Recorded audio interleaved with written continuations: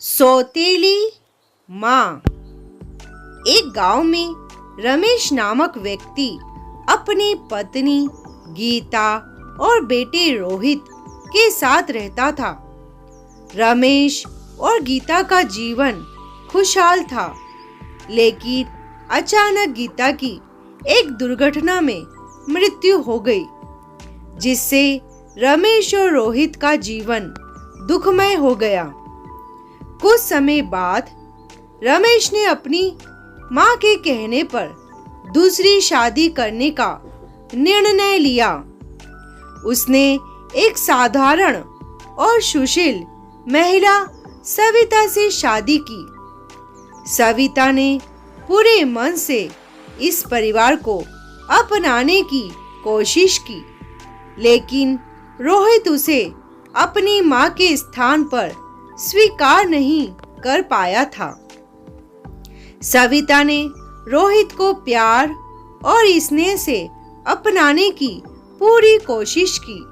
वह उसे स्कूल के लिए तैयार करती, उसके लिए खाना बनाती और उसकी हर जरूरतों का ख्याल रखती, लेकिन रोहित हर बार उसे यह कहकर दूर कर देता, तुम मेरी माँ नहीं हो।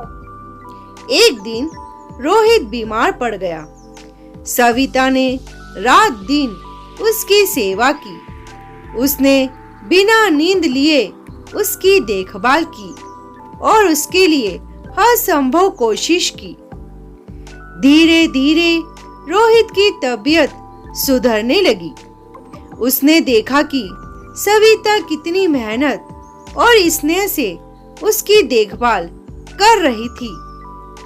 रोहित के दिल में सविता के प्रति सम्मान और प्यार का संचार होने लगा। उसने महसूस किया कि सविता भी उसकी माँ की तरह उसकी भलाई चाहती है। एक दिन उसने सविता से कहा, माँ, मुझे माफ कर दो। मैंने आपको गलत समझा।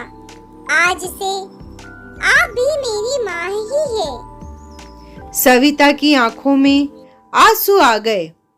उसने रोहित को गले लगाकर कहा, बेटा, मैं हमेशा तुम्हारी माँ बनकर रहना चाहती हूँ। इस घटना के बाद रोहित और सविता के बीच का हर दीवार टूट गया। वे एक दूसरे के साथ प्यार और सम्मान से रहने लगे। रमेश ने भी देखा कि उसका परिवार फिर से खुशहाल हो गया है और उसने अपने जीवन में आई इस सौतेली माँ को दिल से धन्यवाद दिया। इस प्रकार सविता ने अपने स्नेह और सेवा से यह साबित कर दिया कि माँ का रिश्ता खून से नहीं बल्कि दिल से होता है।